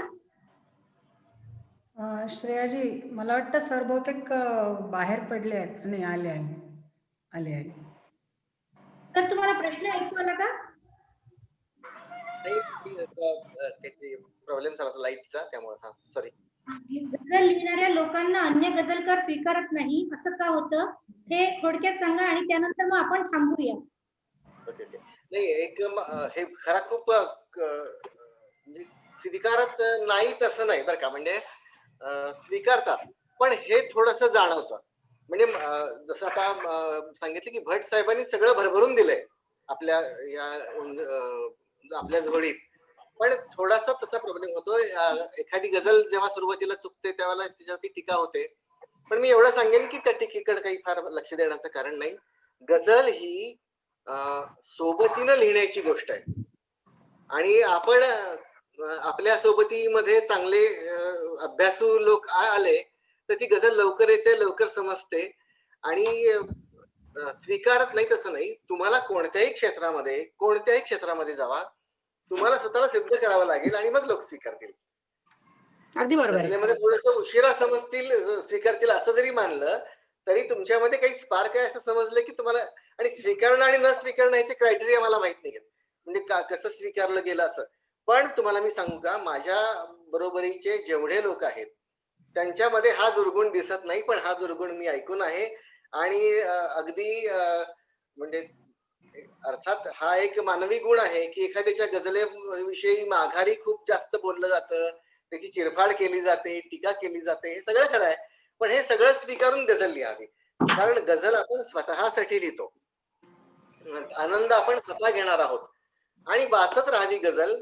म्हणजे मी आता सांगितलं की काही गझलकार असे होतात ना की चाच पडतात, कधी लय जाते, पण त्यांच्या गझल इतक्या श्रेष्ठ असतात, काही काही कल्पना एवढ्या श्रेष्ठ असतात की त्यांच्या सगळ्या, मी स्वतः दोष बघून कधी गझल नाही वाचत, किंवा मात्रा बघून काय चुकलंय हे बघत नाही. छिद्रांविषयी लोक असतातच असणारच, सगळीकडेच असतात, असावेत सुद्धा. पण मला असं म्हणायचं की आपण परफेक्ट होणं हा सगळ्यात त्याच्यावरचा उपाय आहे, आणि त्यासाठी आपण चांगल्या दिग्गज लोकांची मदत घेऊ शकतो. आपल्या सोबतीचे तेवढे चांगले असू शकतात. एवढंच मी म्हणेन की सोबतीने लिहिण्याची गोष्ट आहे, सोबतीने लिहिलं की मग नाही असे काही प्रश्न उद्भवणार. ज्या कोणी प्रश्न विचारलाय त्यांनाही ग्रुपमध्ये घ्या आपल्या, आणि आपण करत जाऊ अभ्यासच करायचंय. मी पहिल्यांदाच सांगितलं की आम्ही श्रेष्ठ गझलकार आहोत, आम्हाला गझल येते, हा भाव कधी कोणी ठेवूच नाही, कारण या पिढीत भट होऊन गेलेत, मीर तकी मीर होऊन गेलेत, गालिब होऊन गेलेत. तुम्ही आम्ही कोणीही असू शकत नाही, एवढंच मी सांगेन की ठीक आहे. अगदी सर, तुम्ही खूप मोलाचा संदेश दिलेला आहे की नेहमी विद्यार्थी दशेतच राहायला पाहिजे, आपण शिकतच राहायला पाहिजे, आणि दोष स्वीकारून लिखाण हे सुरू ठेवलं पाहिजे. नैराश्य येऊ न देता दोष स्वीकारून लिखाण सुरू ठेवलं तर आपली हळूहळू प्रगती होत जाईल. आणि आपल्या क्षेत्रातले जे दिग्गज आहेत त्यांचा नेहमीच आपण आदर्श समोर ठेवला तर हे सोपं जातं, आणि त्यामुळे मग हे असे प्रश्न येणार नाही की आम्हाला स्वीकारत नाही. कारण आधीच वरच्या लेवलला गेलेले जे लेखक असतात ते सगळे ह्या परिस्थितीतून गेलेले असतात आणि नंतरच त्यांची प्रगती झालेली असते, आणि आपल्याला ते विद्यार्थी या अवस्थेतून ते आपलं निरीक्षण करत असतात. त्यामुळे जर त्यांनी आपल्याला काही सल्ले दिले किंवा टीका केली तर ती एक सकारात्मक घेऊन आपण आपली प्रगती सुरू ठेवली पाहिजे. हा संदेश अगदी योग्य आहे. सुनंदाताई आणि शिरीष सरांनी आजचा कार्यक्रम खूप सुंदर फुलवला आहे. शिरीष सरांनी गझलच्या तंत्रज्ञानाबद्दल अतिशय विस्तृत माहिती दिली, ती आपल्या सगळ्यांना अतिशय मोलाची ठरणार आहे. आणि सुनंदाताईंनी सांगितलेले भट साहेबांचे अनुभव ऐकून तर मन अगदी भरून आलं, आणि खरंच त्या खूप भाग्यवान आहेत की त्यांना भट साहेबांचा सहवास लाभला आणि त्यांचा गझलचा प्रवास असा खुलत गेला. तर आजचा हा कार्यक्रम अतिशय सुंदर झाला, आणि रसिक श्रोत्यांना सुद्धा हा कार्यक्रम नक्की आवडला असेल अशी माझी खात्रीच आहे. आता ह्या कार्यक्रमाचे सूत्र मी भैरवीताईंकडे देते. खरं तर कार्यक्रम हा संपूच नाही असं वाटत होतं, इतकी सुंदर चर्चा रंगलेली होती, पण वेळेच्या अभावी आपल्याला रजा घेणं जरुरी आहे. भैरवीताई. सुरेश भटांच्या भाषेत सांगायचं तर, चालण्याची नको एवढी कौतुके, थांबणे ही अघोरी कला यार हो. कुठेतरी थांबायला हवं. वा वा. धन्यवाद अमृता. खूपच म्हणजे हा पूर्ण कार्यक्रम ऐकताना मी इतकी शांतपणे त्या कार्यक्रमात बुडून गेलेली होते आणि सुनंदा माईंशी असलेलं एक वेगळंच नातं आहे थोडंसं. आत्ता त्या जे काही बोलल्या ते समोरासमोर बसून ऐकायला मिळाल्या मला त्यांच्याकडून आणि त्यामुळे त्यांच्या भावना माझ्यापर्यंत खूप जास्त प्रकर्षाने पोहोचू शकल्या. खरं म्हणजे माझं काम सध्या आभार प्रदर्शनाचं आहे. तर इथे उपस्थित ज्या दोन्ही व्यक्ती आहेत मंडळी, आपल्या जीवन प्रवासात असे बरेच लोक आपल्याला भेटतात की ज्यांच्याकडून आपल्याला खूप काही मिळतं. तर अशाच दोन व्यक्तींचं मार्गदर्शन आज आपल्याला इथे मिळालं आहे. आणि हा जो कार्यक्रम आहे आजचा, हा कार्यक्रम म्हणजे खरं जसं आता अमृता जी म्हणाल्या की संपूच नये असं वाटत होतं, तसाच हा कार्यक्रम आहे. पण मला असं वाटतं की कदाचित गझल या प्रवासातलं हे पहिलं स्टेशन असावं. कारण गझल ही खूप मोठ्या समुद्रासारखी आहे. मी पण अगदी छोटीशी म्हणजे अगदी कुठेतरी एक थेंब त्या समुद्रातला होण्याच्या प्रयत्नात आहे. थोडंफार मी पण लिहिते.